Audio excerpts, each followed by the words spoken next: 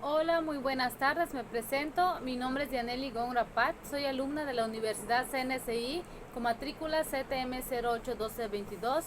Estoy estudiando para la licenciatura en Derecho y el día de hoy les voy a hablar de mi proyecto integrador de la materia de Introducción al Derecho que está a cargo de la profesora San Juana Martínez Presas.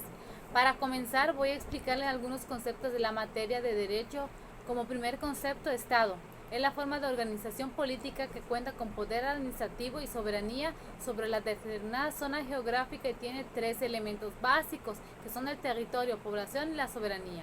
Como segundo concepto, testamento. Es un acto por el medio del cual una persona manifiesta libremente su voluntad para disponer sus bienes, derechos y obligaciones y designarlos a una o varias personas para después de su muerte. Tercer concepto, sucesión. Es el proceso de transmisión de los bienes de una persona fallecida. Para esto existen dos tipos de sucesión. Sucesión intestamental. Esta es regulada por la ley porque la persona que falleció no hizo un testamento. Sucesión testamentaria es la sucesión que reconoce todos los derechos de la persona fallecida por los que describe en su testamento. El cuarto concepto es la Constitución. Contiene los principios y objetivos de la nación y establece la existencia de órganos de la autoridad, sus facultades y límites, así como los derechos de los individuos y las vías para hacerlos efectivos. Contiene 136 artículos y 19 transitorios distribuidos en 9 títulos. Además, esa se divide en dos partes, la dogmática, la cual comprende los primeros 29 artículos constitucionales, los cuales hacen referencia a los derechos humanos y sus garantías. Parte orgánica, la cual regula el Estado mexicano, especifica los derechos y obligaciones de las autoridades y los gobernadores. El quinto concepto es garantías individuales.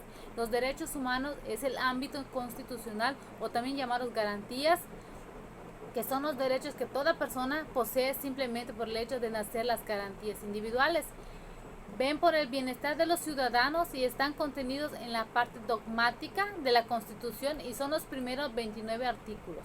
Estos pueden agruparse en cuatro categorías que son igualdad, libertad, propiedad y seguridad jurídica.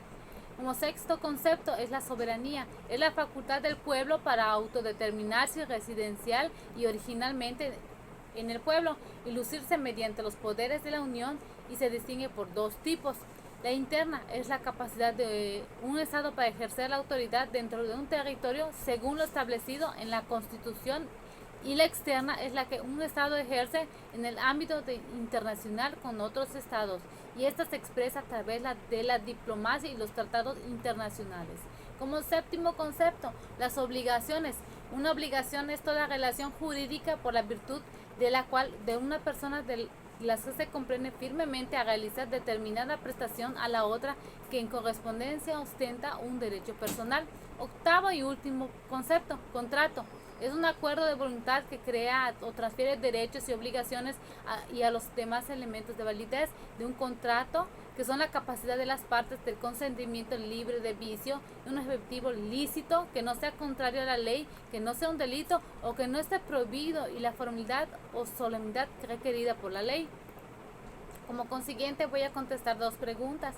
La primera es: ¿en qué situación se puede distinguir una obligación jurídica? Las obligaciones se extinguen por el pago de cumplimiento, por las condenaciones de la deuda, por la confusión de los derechos de acreedor y deudor, por la compensación, etc. Como siguiente pregunta: ¿qué situación se evita con la forma de un contrato de compra-venta en un bien inmueble? Se evita el cambio de precio o forma de pago de la vivienda, posibles estafas y también evitar malentendidos en la entrega de la propiedad y las condiciones en las que se entrega. Por último, voy a mencionar unas situaciones reales en las que no se firma un contrato, pero que es importante que se aplique. Por ejemplo, adquirir o dar un servicio o producto, esto para respaldarnos nosotros y a los consumidores también. Al momento de vender mercancía es importante tener un contrato o pagaré para los clientes.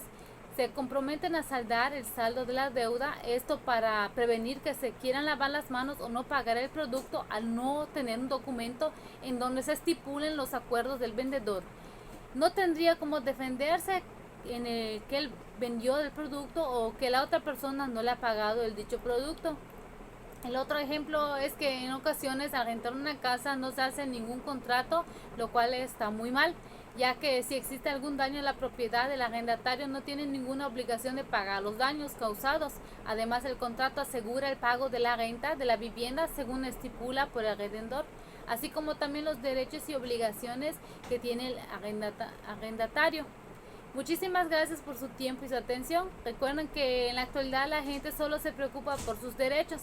Tenemos que recordarles que también tienen deberes y responsabilidades, y es un acto de valor que no corresponde exclusivamente a los valores políticos. Gracias.